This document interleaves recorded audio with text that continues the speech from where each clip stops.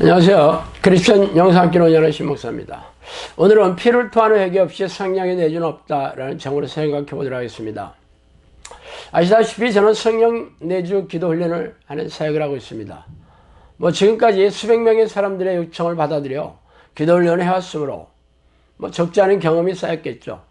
기도 훈련하면서 수많은 귀신이 쫓겨나가고 정신질환과 고질병이 낫고 각종 삶의 문제가 해결되는 것을 지켜보는 것은 참 즐거운 일이었어요. 그러나 성령의 은사는 많이 내려왔지만 정작 성령이 내주하여서 동행하는 성령의 사람은 아직도 소수에 불과합니다. 이들은 귀신을 쫓아내고 고질병을 고치는 기적과 이적으로 자신 안에 내주하여 계시는 성령의 능력을 증명하여야겠습니다.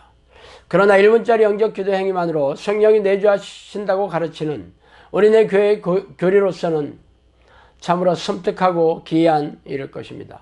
그러나 제가 성경에 있는 그대로 가르치고 증명하고 있으므로 사실 딴죽을 거는 일이 쉽지 않겠죠.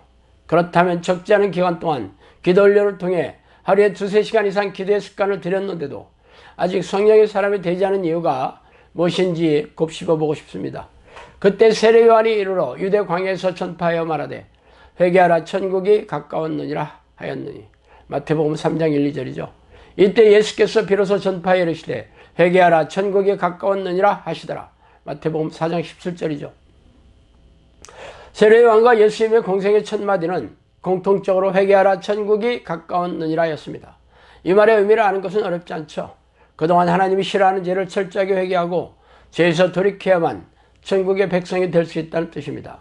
당시 유대인들이 생각하는 죄는 모세가 하나님으로부터 받은 600가지가 넘는 율법의 조항들을 철저하게 준행하지 않는 것이 죄라고 여겼겠죠.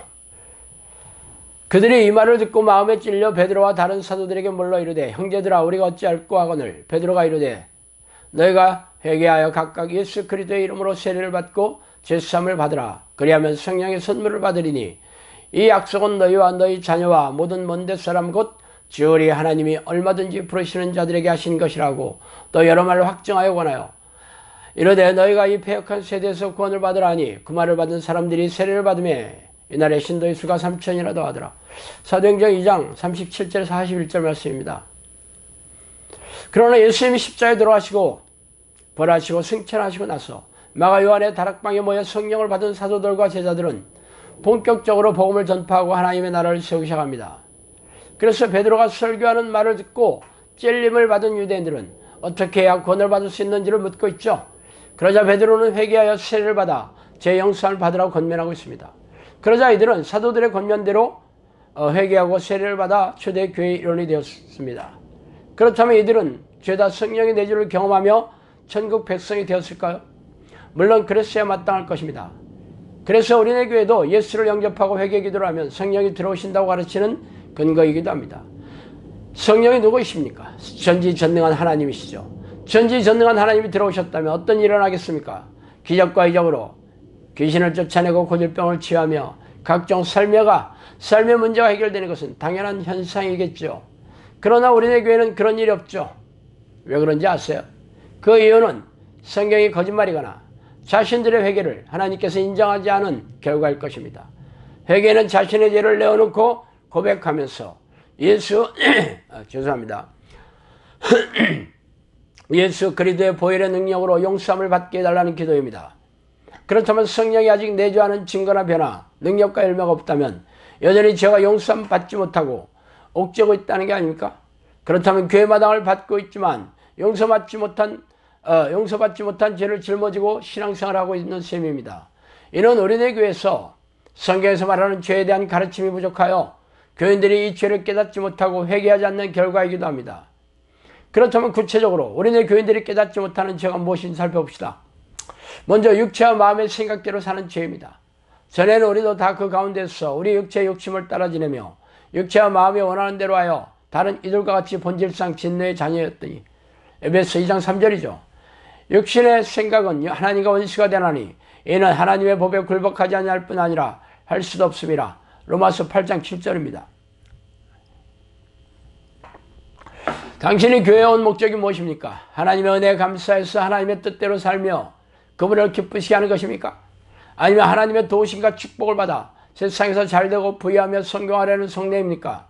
뭐 두 가지 다라고 말하고 싶지만 속내는 세상에서 부자가 되고 성공하여 폼나게 살고 싶은 그라는 것은 하나님이 모르실 턱이 없겠죠. 아니라면 당신의 기도 내용을 찬찬히 살펴보세요. 그래서 기도 응답이 없자 기도를 내려놓은 이들이 허다합니다. 그래도 인정하지 않겠다면 삶의 현장에서 당신의 생각이 대부분이 무엇인지 한번 생각해 보세요. 죄다 마음이 원하는 생각과 욕심이 아닙니까? 그 어디에도 하나님의 뜻이라고는 눈꼽만큼도 없습니다. 이런 죄를 철저하게 회개하지 않으니 어떻게 성령이 들어오시고 천국이 임하겠습니까? 두 번째, 하나님을 찾아오지 않는 죄입니다. 또한 그들이 마음에 하나님 두기를 싫어하며 하나님께서 그들을 그 상실한 마음대로 내버려 두사 합당하지 못한 일을 하게 하셨으니 로마서 1장 28절이에요. 하나님은 당신의 주인이며 당신은 그분의 종입니다. 종은 항상 주인 앞에 나와서 주인의 명령을 듣고 순종해야 하는 신분이죠.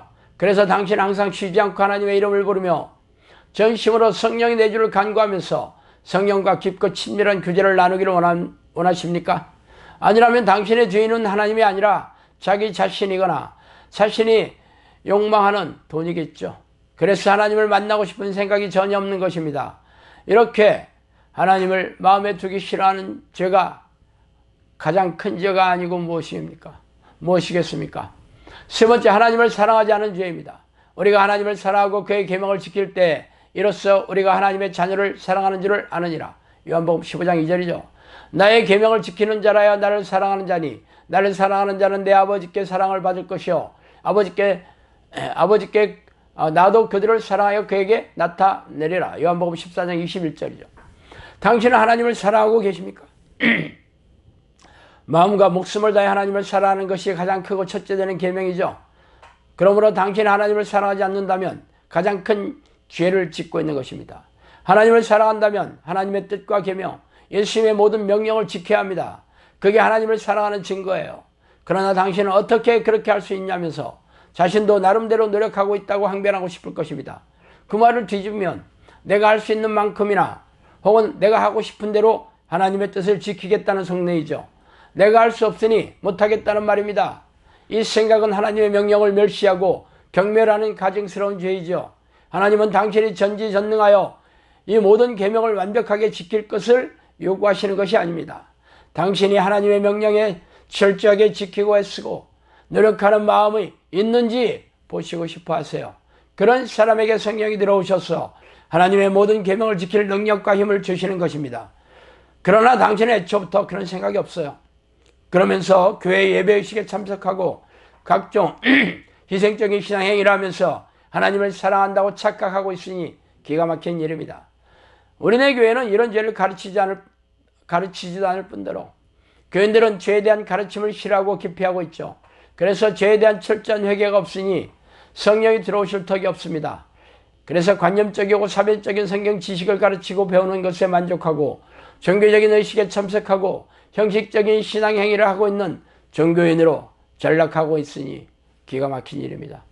자, 오늘은 여기까지 하겠습니다. 감사합니다.